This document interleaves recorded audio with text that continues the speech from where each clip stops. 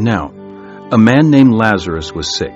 He was from Bethany, the village of Mary and her sister Martha.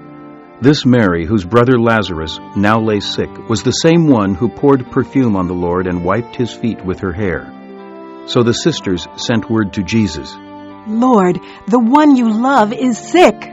When he heard this, Jesus said, This sickness will not end in death. No, it is for God's glory, so that God's Son may be glorified through it. Jesus loved Martha and her sister and Lazarus. Yet when he heard that Lazarus was sick, he stayed where he was 2 more days. Then he said to his disciples, Let us go back to Judea. But Rabbi, they said, a short while ago the Jews tried to stone you, and yet you are going back there? Jesus answered, Are there not 12 hours of daylight? A man who walks by day will not stumble, for he sees by this world's light. It is when he walks by night that he stumbles, for he has no light. After he had said this, he went on to tell them, Our friend Lazarus has fallen asleep, but I am going there to wake him up. His disciples replied, Lord, if he sleeps, he will get better. Jesus had been speaking of his death, but his disciples thought he meant natural sleep. So then he told them plainly, Lazarus is dead, and for your sake I am glad I was not there, so that you may believe. But let us go to him.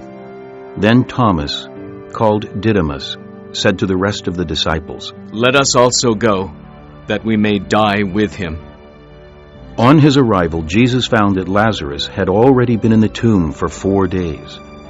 Bethany was less than 2 miles from Jerusalem, and many Jews had come to Martha and Mary to comfort them in the loss of their brother. When Martha heard that Jesus was coming, she went out to meet him, but Mary stayed at home. Lord, Martha said to Jesus, if you had been here, my brother would not have died. But I know that even now God will give you whatever you ask. Jesus said to her, Your brother will rise again. Martha answered, I know he will rise again in the resurrection at the last day. Jesus said to her, I am the resurrection and the life. He who believes in me will live, even though he dies.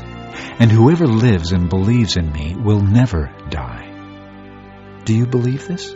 Yes, Lord, she told him. I believe that you are the Christ, the Son of God, who was to come into the world. And after she had said this, she went back and called her sister Mary aside. The teacher is here, she said, and is asking for you.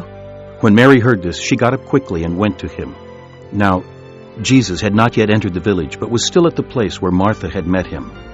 When the Jews who had been with Mary in the house, comforting her, noticed how quickly she got up and went out, they followed her, supposing she was going to the tomb to mourn there. When Mary reached the place where Jesus was and saw him, she fell at his feet and said, Lord, if you had been here, my brother would not have died.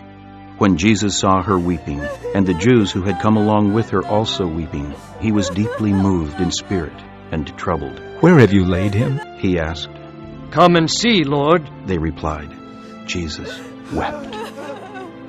Then the Jews said, See how he loved him. But some of them said, Could not he who opened the eyes of the blind man have kept this man from dying?